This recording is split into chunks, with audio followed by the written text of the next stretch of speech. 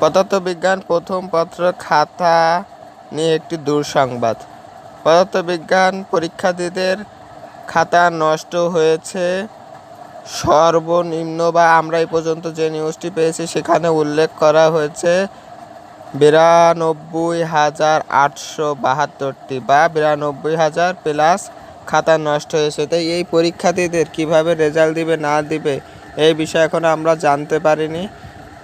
তো HSC exam 2024 পরীক্ষার্থীদের জন্য এটা দুঃসংবাদ। এটা আমরা এই তথ্যগুলো সকল তথ্যগুলো ঢাকা এডুকেশন বোর্ড থেকে পেয়ে থাকি। এখানে সকল কিছু প্রকাশ করা হয়। তো এর আমারও নিউজ জানতে আমাদের চ্যানেলটি সাবস্ক্রাইব করে রাখতে পারেন, পাশে থাকা বেল আইকনটি বাজিয়ে রাখতে পারেন। তো এই পরীক্ষার্থীদের কিভাবে রেজাল্ট দিবে না দিবে, কিভাবে কি করবে এই বিষয়ে এখনও জানা যায়নি। হয়তো বা তাদের একটা গ্রেড দিতে পারে, হয়তো বা বলতে এটাই করবে, তারা কারোর ফেল করাবে না, তাদেরকে সবাইকে একটা নির্দিষ্ট সবাইকেই যে পরীক্ষা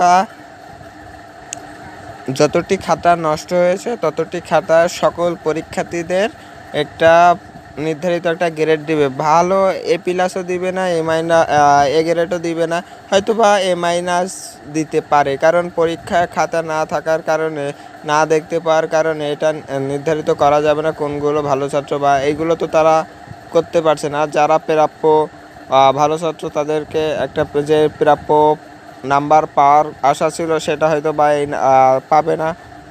তো এই বিষয়ে আমাদের আরও জানতে, যখন আমাদের এই সকল সুবিধাগুলো দিবে, কি তাদের আপনাদের এই খাতাগুলো নষ্ট হওয়ার পরীক্ষার্থীদের কী কী সুবিধা দিবে এই বিষয়ে জানতে চ্যানেলটি সাবস্ক্রাইব করে রাখতে পারেন, পাশে থাকা বেল আইকনটি বাজিয়ে রাখতে পারেন। আমরা যখনই নিউজটি পাবো তখনই আপনাদের মাঝে উপস্থাপন করব ইনশাল্লাহ। ধন্যবাদ সবাইকে।